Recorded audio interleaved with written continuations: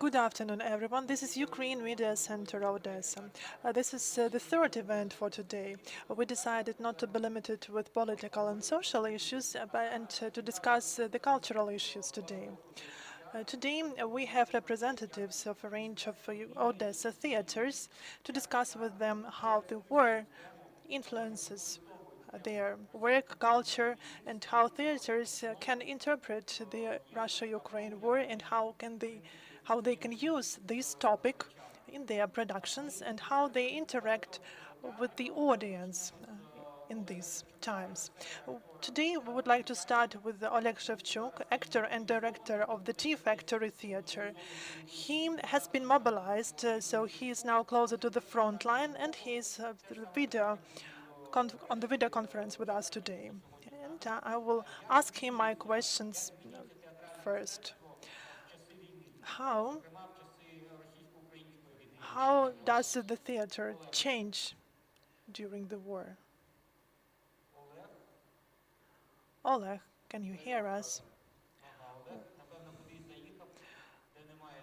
We have lost connection with Oleg, but we believe that everything's fine with him. So let's start from Yuriy Yushchenko, a representative of the Odessa Academic Puppet Theater. So how does your theater, how had your theater changed since 24th of February? This year was supposed to be a year of celebration for our theater because we celebrate 19th anniversary of our theater. So we were supposed to have some festive events, but of course we don't have any. And actually we started this year celebrating the jubileum of our director and a lot of birthdays of our leading actors and leading staff. So this year was supposed to be the year of happiness, the year of celebration, the year of creative victories, because before that we had a lot of plans, a lot of a lot of new shows and productions, but after the 24th of February our life has changed, so there is no place for celebrations now. But we keep operating, the theater is open. Every weekend we have productions for our small audience, small spectators, because this is the most important mission of the puppet theater during the war, to distract our small spectators from the worries, from the horrors of the war. And so now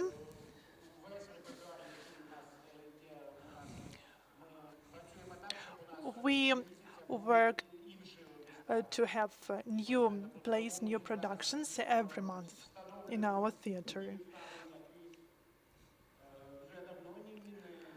So that's why we include in our repertoire those plays, those productions that we have not had for a long time, and some of the plays were in Russian language, and we've been quite efficiently translating these plays because that was the decision of our theater, to have no Russian content in our work.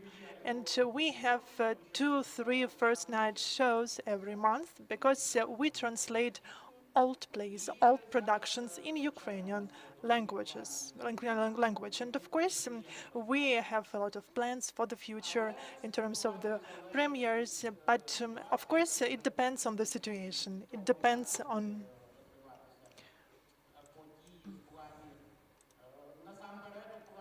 the future developments of the events, and of course, and it depends on our directors, because not all directors can come to Odessa.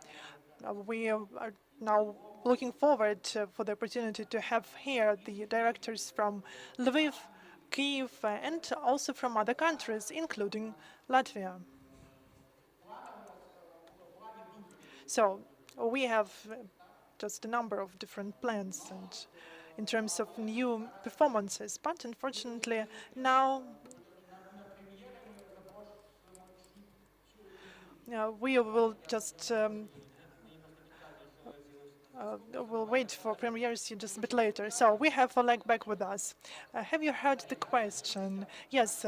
The question is how theaters should change, how the approach and the repertoire of theaters have to change during the Russian-Ukraine war, to how they should rethink, interpret the art. This is the question about my theater, about the theater that I represent, the factory theater, or just in general about theaters in Ukraine. And as far as I understand, your theater does not work. No, actually, we're open. Those who are still in Odessa, they still work in our theater. We have moved to another premises temporarily.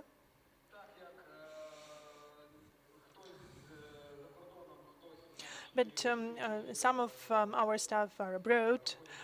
4 people now serve in the armed forces of Ukraine.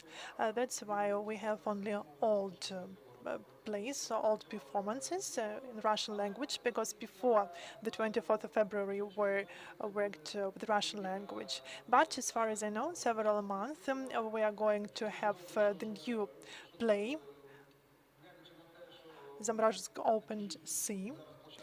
And we use the premises of a different venue, so we don't have enough actors, but still we plan to have new shows. But as soon as we can come back to our main scene, to our premises, and we are planning to have first night shows exclusively in Ukrainian language, and then we'll see. Before the invasion, we were supposed to have a new show, and now the director has been translating this play. So as soon as all the actors are back, we will be able to have premiere of the new show in Ukrainian language.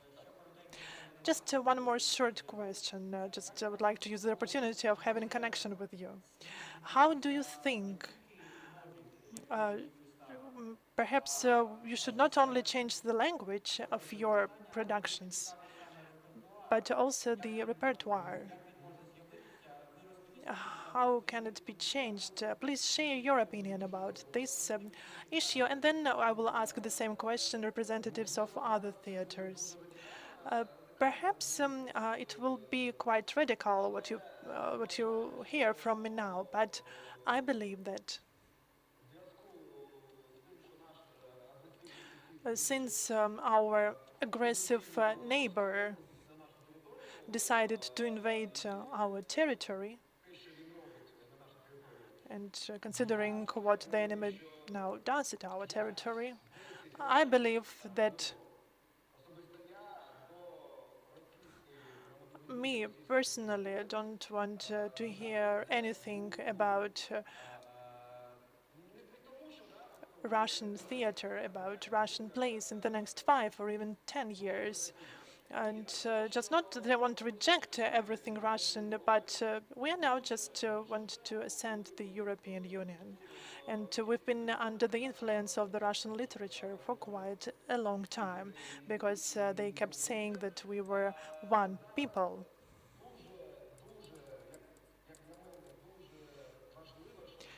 And now, for me, it is very important for our children, for our youth, to learn first about Ukrainian literature and Ukrainian drama, and secondly, get knowledge about the European literature and drama. Perhaps later on we will be able to come back to the Russian literature, but now we should be as far from Russia as possible. Other participants, I would like to give floor to Lilia Shtekel, the representative of Yuriy Odessa Theater of the Young Spectator. We don't have performances in Russian language. We now have a completely different repertoire. We just have performances only in Ukrainian language, and now we have a lot of new ones. In March, we started looking for new plays. on the website of Ukrainian Drama Hub, and the range of plays there was really quite impressive, and that website helped us a lot. And we had four opening readings that we recorded when we were not able to work in the premises of our theater, and how we have four new plays readings or play. This is the one opening the door, a not very sweet fairy tale by Alexander Viter, letters to Sevilla Olga Yanenko, and the new play of Viter, Give Me the Taste of the Sun. And it is not a problem for our actors to switch to the Ukrainian language. We won't have Russian plays anymore in the repertoire of our theater. We've recently had the premiere of another play, Poliana, but it has been already translated, and we work only in Ukrainian language.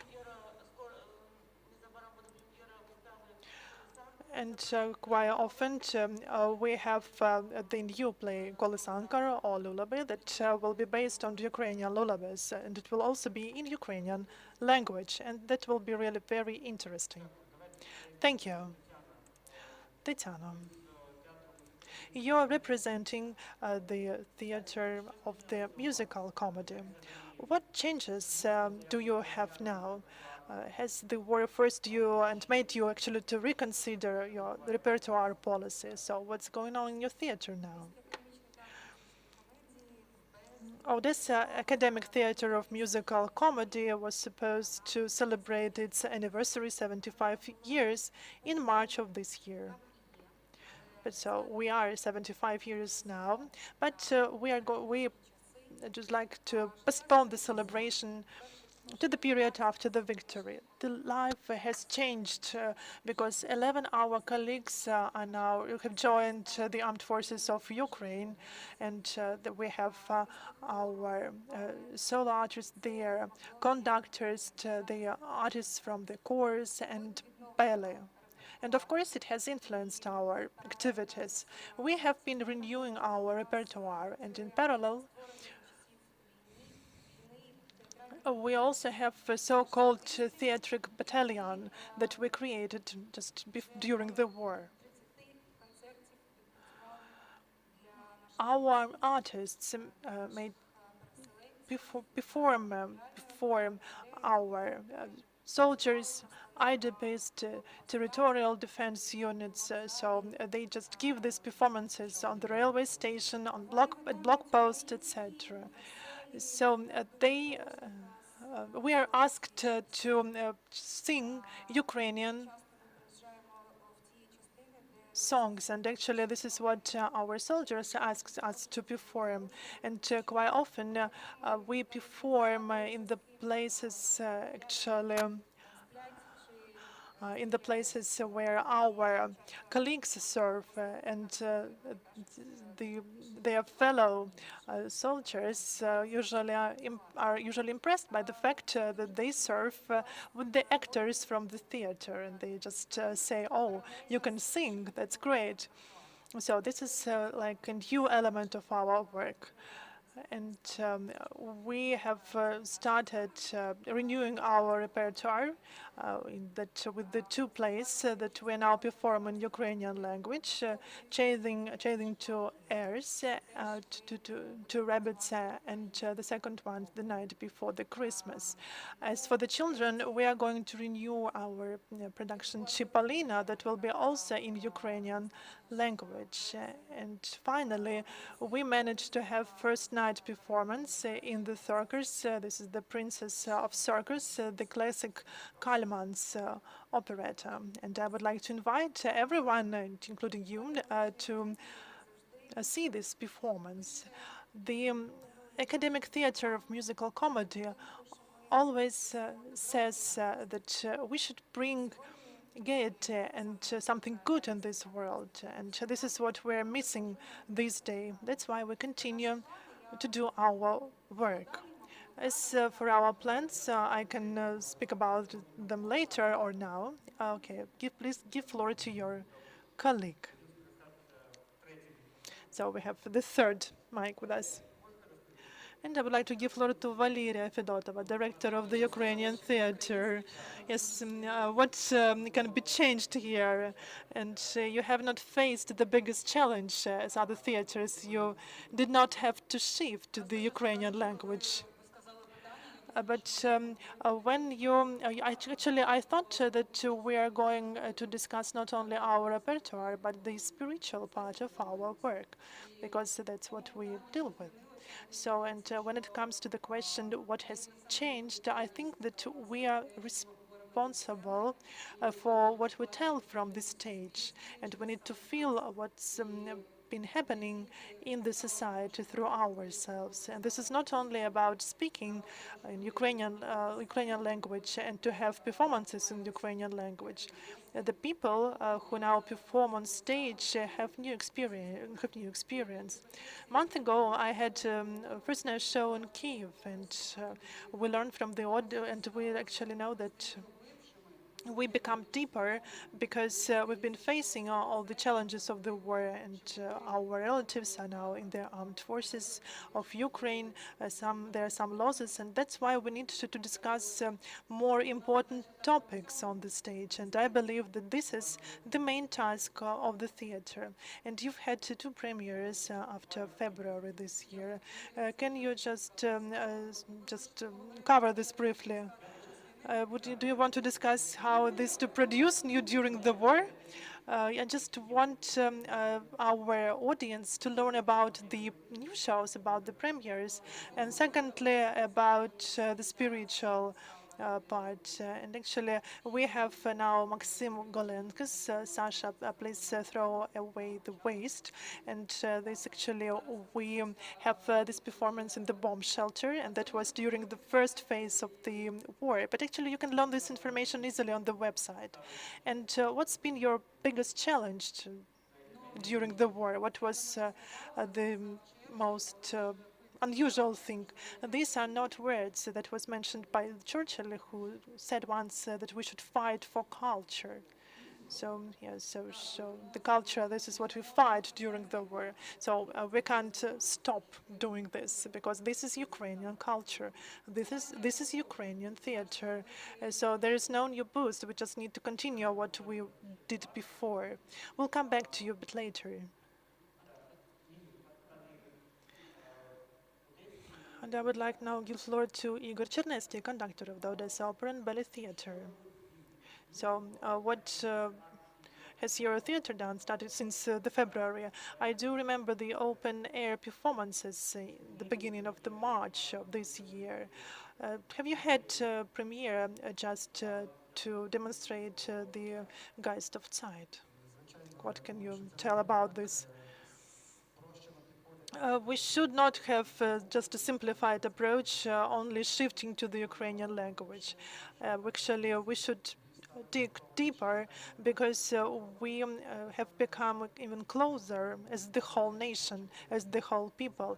And the same we can speak about the theater troupe. And actually, I can see this already in the troupe of our theater, because during the first days, 80% of our actors took active participation in the volunteer movement, and they worked just day and night.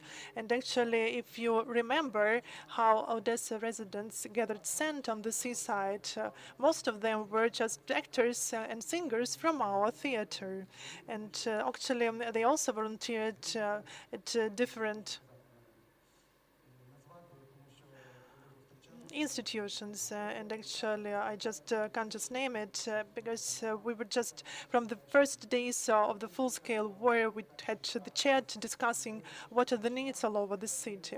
Then a bit later, when the situation became more clear, we started active flash mobs that were supported all over the world, and we had more than 100,000 views and had 10,000s of likes. And now when we travel to different cities abroad, they just keep asking us, were that you who organized that flash mobs? And we say, yes, yes, and then they ask us, weren't you afraid? And we say, of course we were afraid, but actually we had to continue our work, and that helped us to survive that period.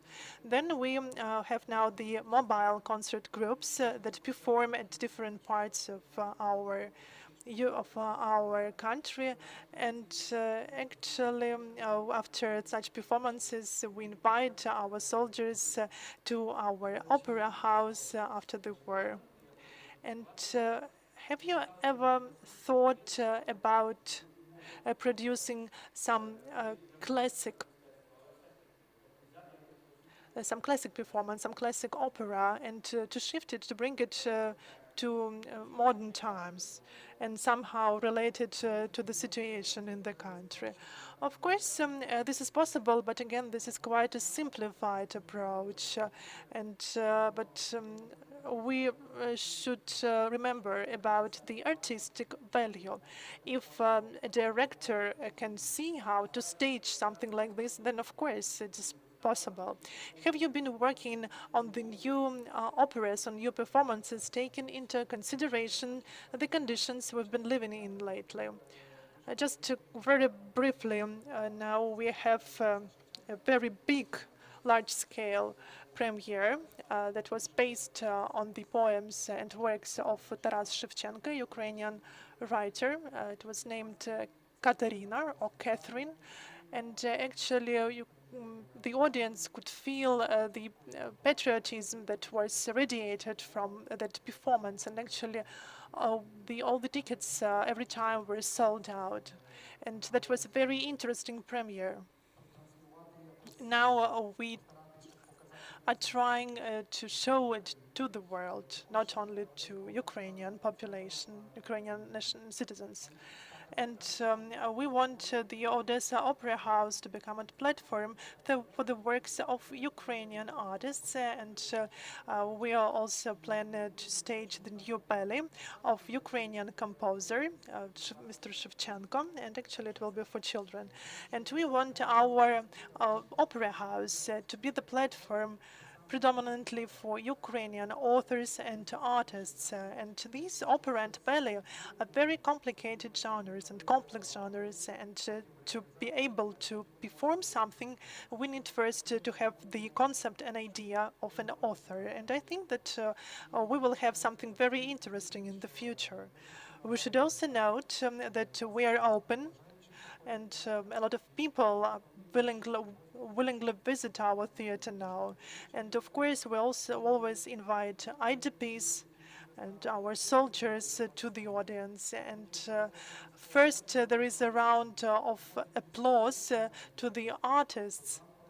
Yeah, but then when the soldiers they got to the stage to give flowers to the artists, there is the second round of applause from the audience to honor our soldiers. Ms. Olena Shavruk, representative of Perutsky Theater, and also the Municipal Theater of Spiritual Music. But I would like to ask you first, as the representative of Perutsky Theater, because your theater is quite small, and you speak about reflecting the current situation, and you can just perform some simple plays because of the size of your theater. How have you renewed your repertoire? And of course, as any other theater, there was a pause in our activities because we did not know what to do, because it was a shock in general and the cultural shock in particular. And we had to find ourselves in that new situation, to face it. But we responded to this quite actively. Alexander Perutsky, the founder and the director of our theater, started active volunteer activity. But now we are coming back to our usual activities. On the 24th of October, we had the first night performance um, of the play, See How You Should Jump, and that is translated from Esperanto. The director is Vlad Kutuev. He now serves in the armed forces of Ukraine, but he was allowed to participate in the production of the theater. And we decide to focus now what makes people and what a person or a group of persons should have in themselves to cause the war. So what are the traits of the character, of the collective character of the population leads to such consequences? So we just study the human soul to understand what is the source of the problems in the society. And we will have the new play, which was written by Alexander Perutsky himself, and some other new performances. But we would also like to work with Ukrainian writers like Alexander Oles, and we wanted to open the foundation because the theater is really very small, and we need funds to produce really decent plays.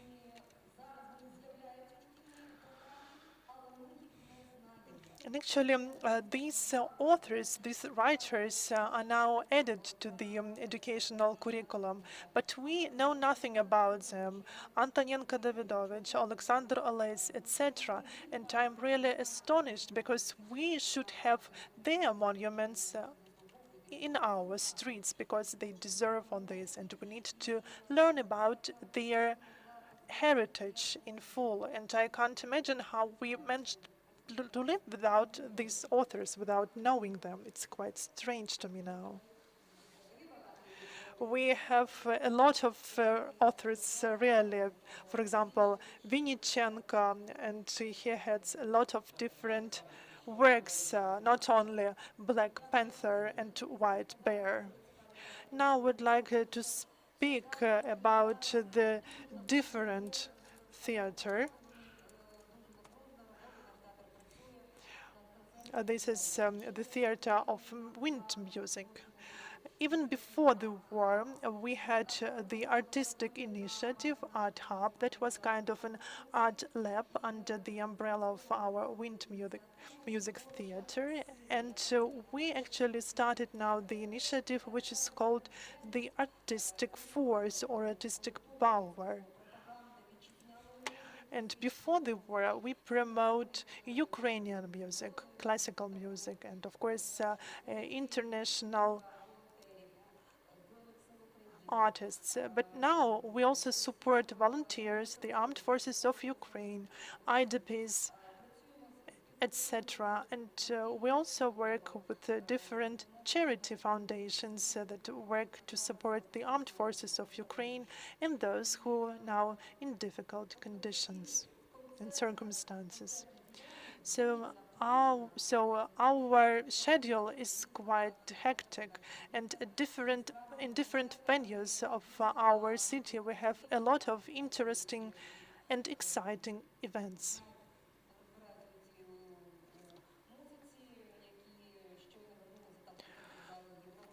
And actually, we've been praised by people coming back from the United States, from Europe, who thank us and emphasize the high level of professionalism of our theaters, of our theatrical troupes. Now the question to all of you, how the audience has changed. Can you say that there are some changes in the audience? Of course, we can speak about decreased number of spectators, but what they expect from theaters now? I can say that our audience has changed significantly, and we now can see people dancing in the rows of our halls, and they are happy, they applause, they bring flowers to our actors, and they are ready to communicate with us. And this is like like a fresh air, and this is the hope, this is the gate and pleasure that all of us need. So and now, so everything's there is everything clear about the audience, and now would also like to give floor to Oleg, who is again who is back with us. I believe that the theater is the form of art that is based on sympathy and empathy as well. And I can see now that there is increase of such feelings. At first, when we started performing after the full-scale invasion, we were afraid that people would not come to us. But people still come to us because they want to visit theaters. But we should be careful. We should be careful about how we work with our audience, because audience trusts us a lot now, and the audience is more open than it used to be. I have never seen such open spectators as now. And what we now see in theaters that has never happened before. And Oleg, the floor is yours. Are you with us now? Yes, yes, I'm with you now. Oleg, um, how how do you think the spectators have changed recently? And as far as I understand, you have not been to the theater recently. But what do you think how they've changed recently? I think they have become more attentive, more careful. Unfortunately, I don't know how to say this in Ukrainian. It's attentive, yes. They have become more attentive. So I was right in saying this. And as far as I understand, all over the Ukraine, where I have my colleagues in different theaters working, uh, there are a lot of people coming to theater, and the people who never visited theaters before this.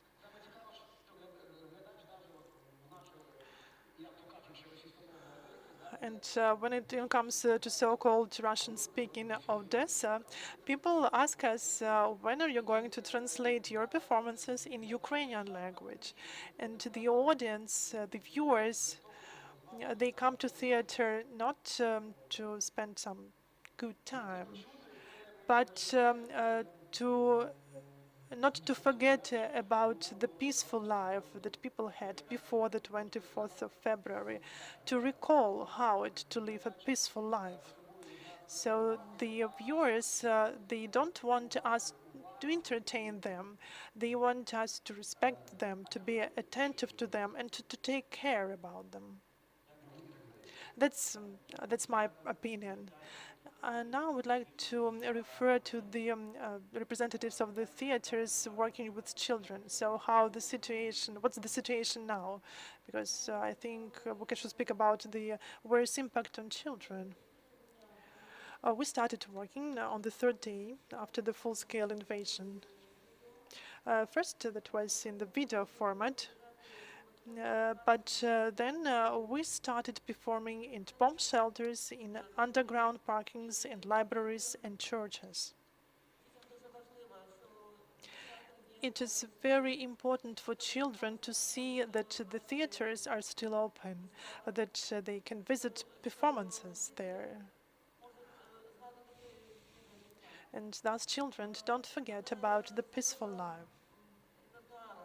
As for our repertoire, it is very important now. Starting from the 24th of February, the writer have a lot of new plays. These are reflections and emotions now.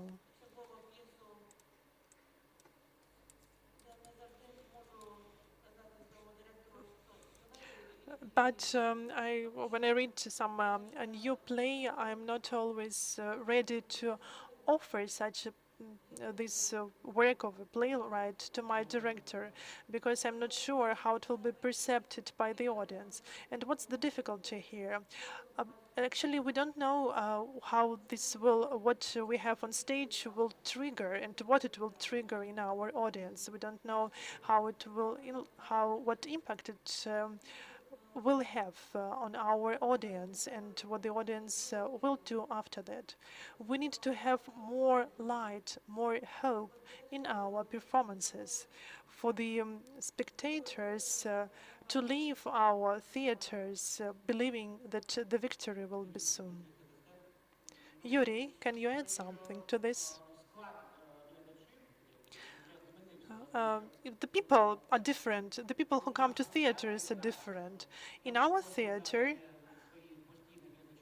and of course, we had some loyal spectators, and we have the smallest hall, only for 147 seats in Odessa. But we sell tickets only for half of the hall, and the second half is sold for the IDPs and people with disabilities. That's why now we have a lot of new spectators that were first to move to Odessa from other places. And we are really very pleased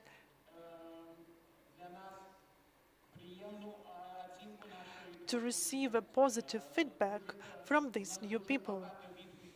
We have a lot of feedbacks with regard to our performances, to our productions, and people are very thankful to us for this. And of course, we are pleased to know about this. And I would also like to say that Odessa audience is fearless.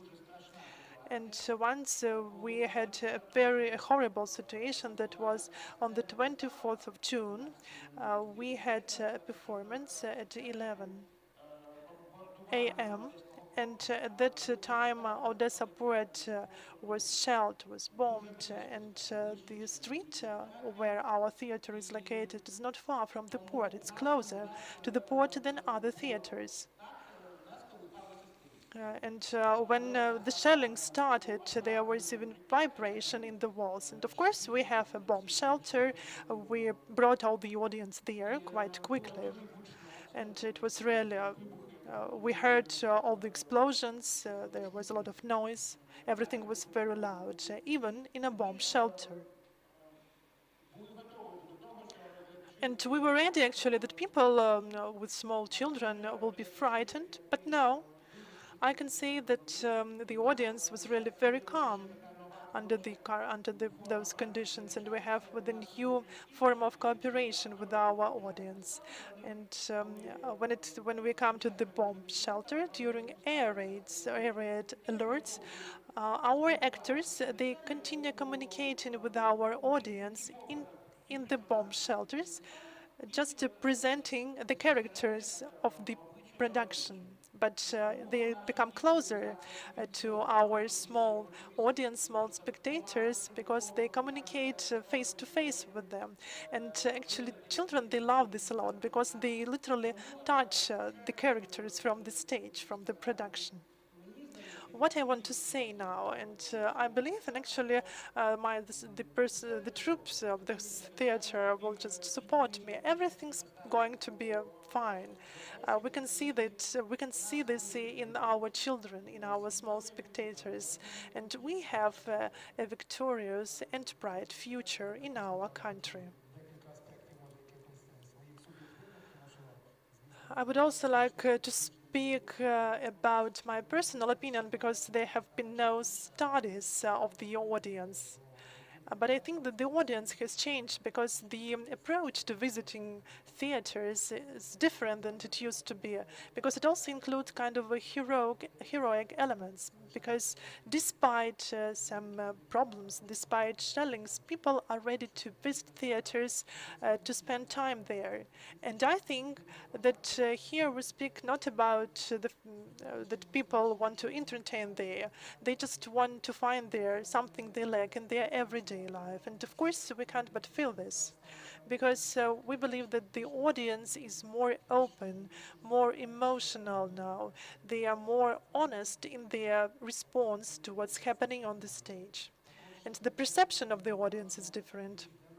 And what is very important that the troupe, the actors on the stage, they need the audience. And here we can speak that we need each other. Then that's why we exchange our emotions. So we exchange the energy, and this is kind of a win-win situation. And despite that fact that it alerts the interfere with the performances.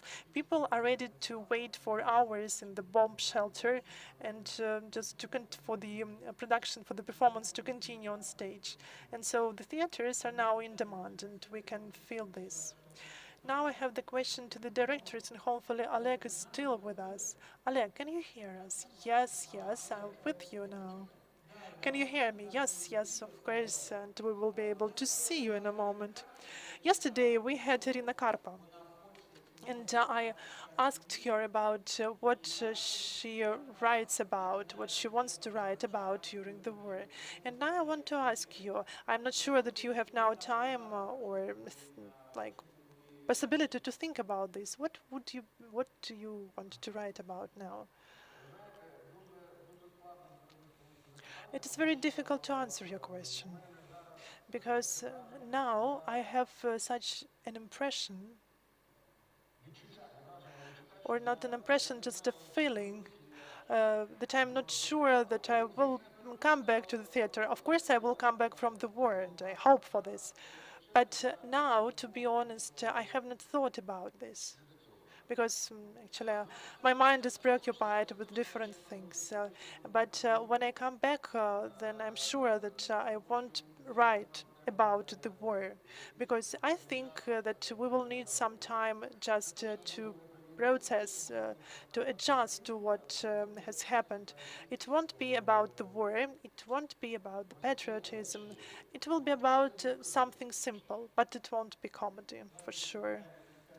And now I would like to ask the director who is not in the army now. I would like to say that I agree that we should to have new performances about life, but not about the war. Thank you. Thank you. I agree with you. I fully support you in this. Because now I read some books, and oh yes, and we should leave, but I'm not ready to bring some books to the stage, like Orwell. The whole night I read one of his books, but I know that I don't want to stage it, for sure, because we need to win, and the life wins death, and love wins over pain, and that's what we should bring to the theater. And actually, this is what you've mentioned about the audience, that the audience is now very emotional and very open. Yes, and sorry for interfering, just has come to my mind. It is very important now for us, for the representatives of the Ukrainian theater in general, to speak about the Ukrainian theater, because we used to be connected with the Soviet Union, with the Russian theater. There were some people who just were more abroad-oriented, but we need to define what the Ukrainian theater is, what the Ukrainian underground is, what the Ukrainian comedy or tragedy is. So we should speak about the Ukrainian, and this is important. For me, as for the director, this is of more interest, and this is more important for me now. And I thought actually that there is some theatrical school of Ukrainian one. Of course, it's not only Stanislavski. There is Lev's Kurbas, and there is a different topic for the discussion. And Vasilko, of course, this is the Ukrainian theater is named after Vasilko. And this is a very important task for us, because now we should remember about the Russia-Ukraine war. But actually, it used to be before that, because it's just now the time to understand this. You wanted to say something. Yes, I want to continue actually that now we start working with the new material, trying to understand what is Ukrainian operetta. Because we haven't worked with it before. And now we are working with the author Yaroslav Barnich, who is a prominent Ukrainian composer, conductor, and a civil activist. And he has 4 operettas. One of these operettas is called Sharika. This is about romantic love of a Hungarian girl named Sharika and the Ukrainian officer from the western part of Ukraine. And the time is the First World War. And there is one interesting but tragic story. In 1943, on the occupied territories of Ukraine, there was a premiere of this operetta. Barnich was a composer, and he also wrote the libretto for this operetta. And actually, people say the legend is that when he was younger, he was in the units of Ukrainian Sichovi Streltsi. And actually, perhaps that was about his story. But during the premiere, Gestapo just closed all the entries to the theater, and the representatives of the Ukrainian nationalists were arrested during the premiere of this operetta, and they were prosecuted later, just to show this to everything. This operetta is now performed in Lviv, Ternopil, and Ivano-Frankivsk. And nobody knew about Yaroslav Barnich. Perhaps some musical historians, they were aware of him, of this author, but during Soviet times he was forgotten.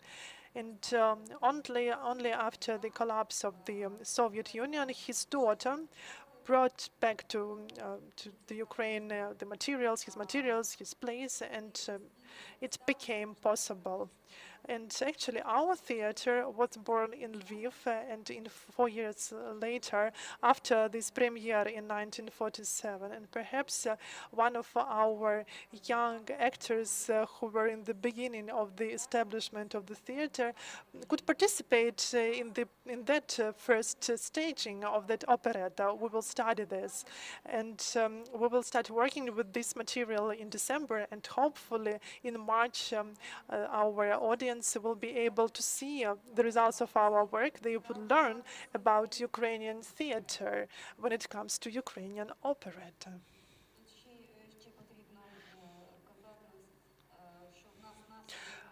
We should also speak not only about the Soviet heritage, because the Soviet Union established some limits for the theater. Socialism or something very simple without some deep senses which are really close to the Ukrainian theater, to any theater. And the representatives of different theaters, they tried to avoid this somehow. And after the collapse of the Soviet Union, we started looking for our style. We started from the scratch working with surrealism and other areas of work, and we started developing our own theatrical language, the language that makes theater unique. Once I traveled with a young guy who had nothing to do with with art, but he told me that he said that theater and cinema are different types of art. That's why they can't be substituted. In the theater, you can feel the energy of actors, and that's why it's unique. Of course, now we should discuss the issues related to the repertoire, but I can agree with my colleagues that theater should not be agitating, and because actually we should not stage some shallow plays, because if we have some plays that were created 200, 300 years ago, but they are really very deep.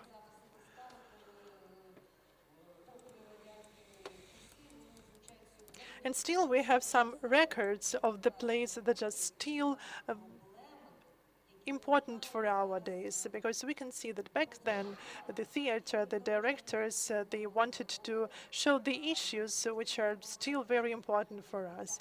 And I can't agree here with Oleg. We should be more careful about repertoire when it comes to Dostoevsky plays. We can actually see the forecast of what's happening now, because for example, his play Demons speaks about the communist lies, the prerequisite of what we have now. The demons that have multiplied and created their own ideology and so-called culture or subculture. And they tried to promote this artificial culture, making zombies from their people.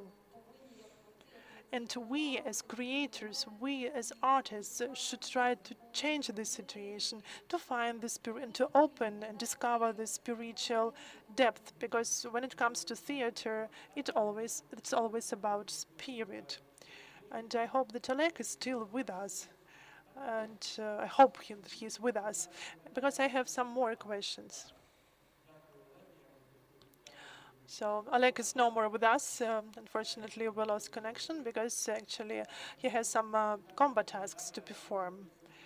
And the example with the Dostoevsky demons is very interesting, but perhaps you can just remember about example from Ukrainian drama that can describe what's been happening in Ukraine since 2014. Perhaps there is kind of a play or some other artwork that can become classic, but still is about modern times. Maybe it's from the 20th or from the 20th or 30th years of the 20th century. This can be Alexander Oles.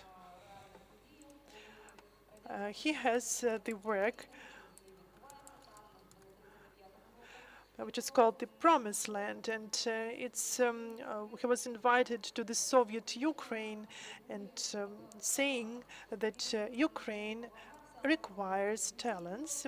So he came back, but he came back to the Soviet Union.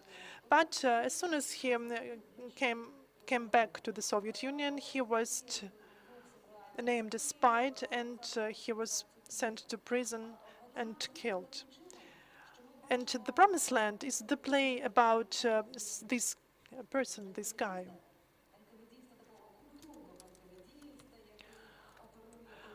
And there we have one of the characters, which is a representative of the Soviet Security Service and KVD. But there we can see a kind of an educated person, but they want actually to bring everything in the limitations according to one template. If you are not with us, you're against us. And this place also shows this propaganda, shows how authorities just use people. And now what we have, the Russians first said that they want to say someone here, but whom and how?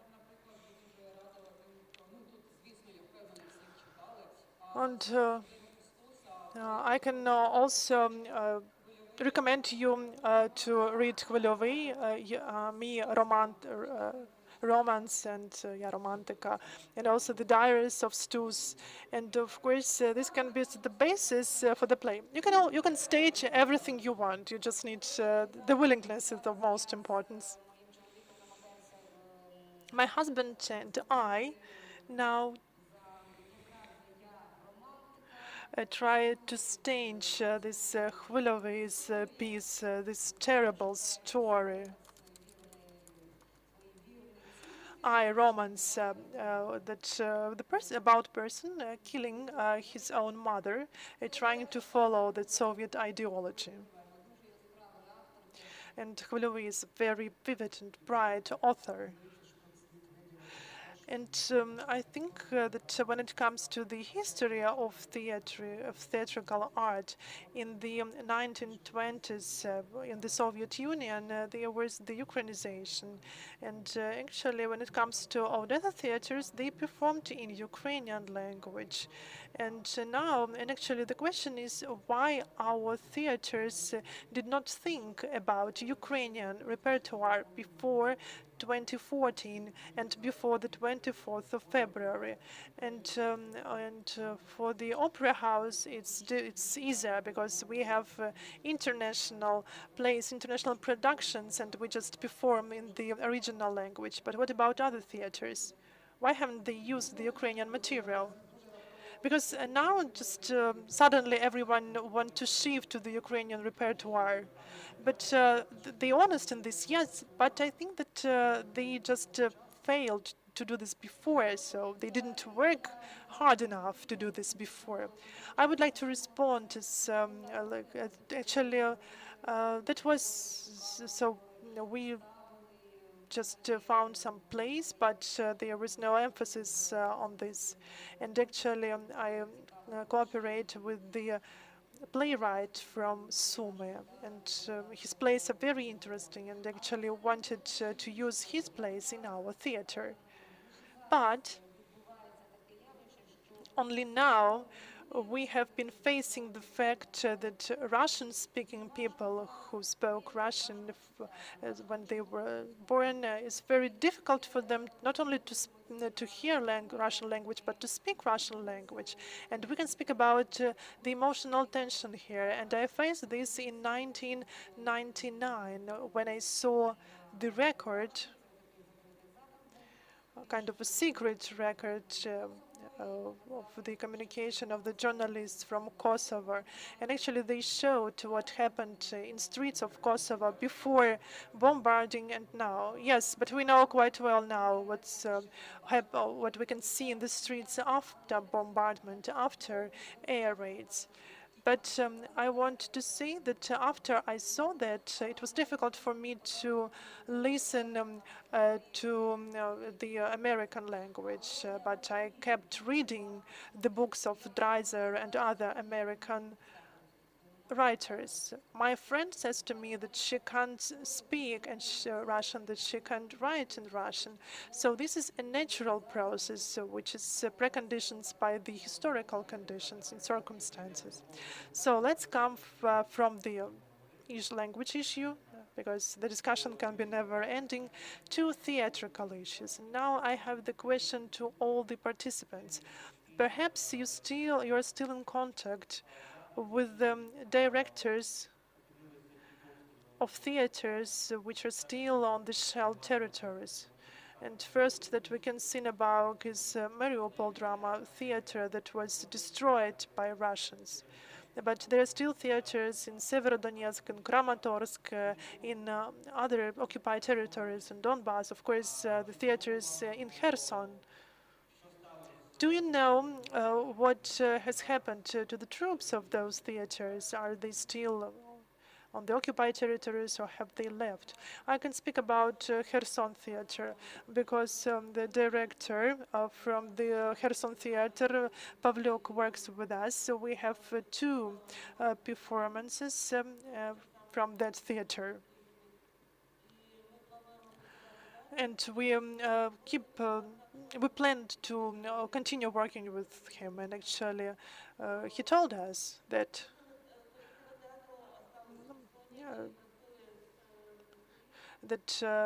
part of the staff of the Kherson theater are there, still in Kherson, collaborating with Russia. But most of the actors and most of the troupe has left Kherson, and they now work in Kiev and other Ukrainian cities. They also on tour with their theater, with their performances in different parts of Ukraine. So theaters, they try to work, but this is a very complex and difficult question. As for Mariupol Drama Theater, the troupe from this theater works in Uzhhorod. It's very difficult for them, but they call themselves as Mariupol Theater. So in Uzhhorod, we now have Mariupol Drama Theater. Thank you very much. So I think we will stop here. I would like to thank our participants a lot for this uh, communication. And this is a great hope that if Mariupol Drama Theatre continues to work in Uzhgorod, hoping to come back to Mariupol as soon as possible, and they preserve their theatre, the theatre from Mariupol, this is a great hope for us. I would like to thank everyone for the attention. I would like to thank all the participants. The Ukrainian Media Center will continue working starting from Monday, and you will get the information about our guests both online and offline the next week. So please stay with us, follow us on social media to learn about our announcements. Can I add a few words? And of course, I would like to invite all of you to our theaters, not to be on their own, but to be during these difficult times in the temples of arts, and that will help them to treat their souls. And I would also like to thank the organizers of this meeting, of this event, because this is a very urgent topic, and this helps to attract attention to us. And I would also like to start to remind what we started our discussion today. For example, Oleg Shevchuk, who is now in the armed forces of Ukraine, and many other different colleagues. And I would like to wish for all these people to come back alive, for them to come back to their jobs, to their theaters. And I believe that everything will be good because Ukraine will win. It couldn't be otherwise. Thank you. See you.